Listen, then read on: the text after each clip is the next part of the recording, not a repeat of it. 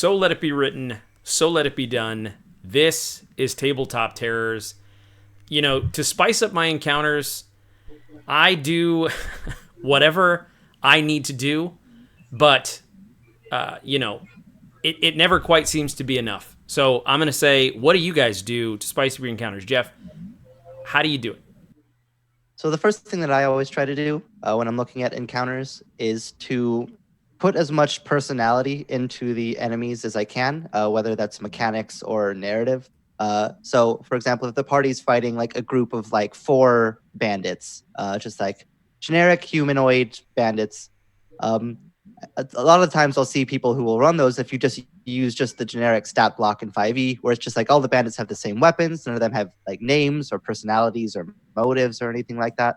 And it can end up being very bland if they're just all, bandit 1 attacks with a dagger, bandit 2 attacks with a dagger, bandit 3, and so on. So if you can start to spice up who these people are and how they fight, it can start to make the encounter a lot more dramatic, both the story-wise and mechanics-wise. So maybe one of the bandits does fight with a dagger, but it's because he has the sneak attack feature and the sentinel feat, so he can take opportunity attacks when you attack the bandit next to him and you sneak attack.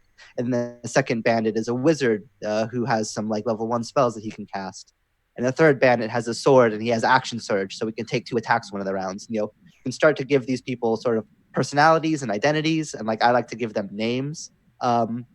As long as it's not like spoiling anything to give them names, and even just tell the players the different names and be like, Ragnar the bandit attacks you with the dagger, and then Brendan moves up with the sword. He uses action surge to attack you twice, and you can kind of start to build a very dynamic encounter with a lot of variety and a lot of tactical playground that you can start to operate in, because then you have to kind of strategize of, if this guy's going to sneak attack us with a reaction, then we need to make sure that we don't attack the guy next to him. You can start to kind of build these very dynamic encounters that have people who feel like humans, who have like motives and fighting styles and personalities, rather than just kind of blank stat pages to roll dice against. Yeah, and I think that is a really good way, especially mechanically, to be able to do it, because as soon as you start giving them different names and abilities, I'm going to remember them. And for me, and this works occasionally, but it certainly can't be done for every encounter. But I like to try and give the players something else that they kind of have to be worrying about, something else they have to do. Sometimes that can be a puzzle that, say, they have to, I ran an encounter in a library once, and they had to look up in the books the name of the kings to solve a puzzle. But the enemies wouldn't stop attacking until they did so. So they had to decide on their turns, do I need to attack one of these minions, or do I have the actions to look through a book and, potentially get overrun next round, for example.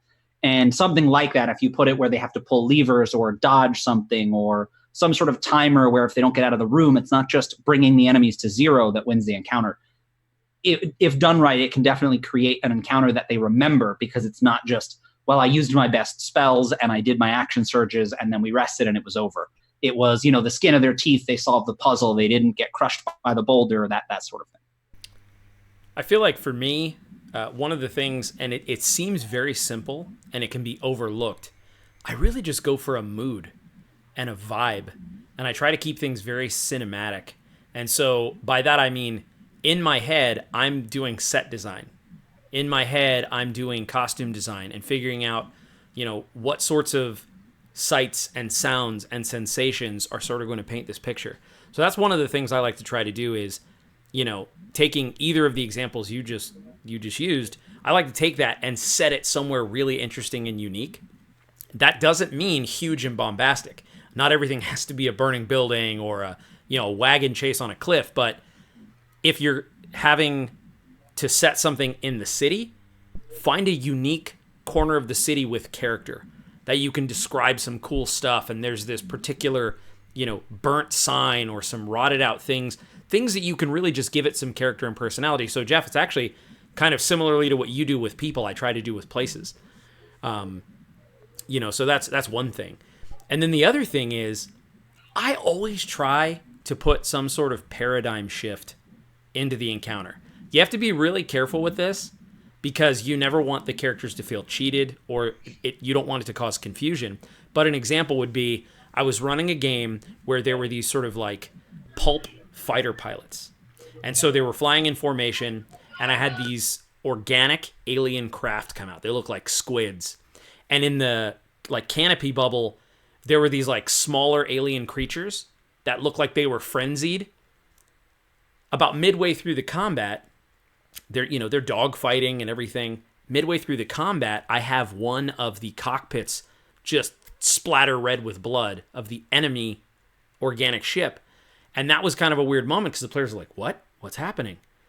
And so then I basically just described one by one how all of these cockpits started to just kind of erupt in this blood inside. And they're like, oh, are we winning? And then I went on to narrate how, in fact, those were not pilots.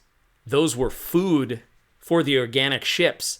And now they've devoured the food, gotten hit points back, and they have this new attack.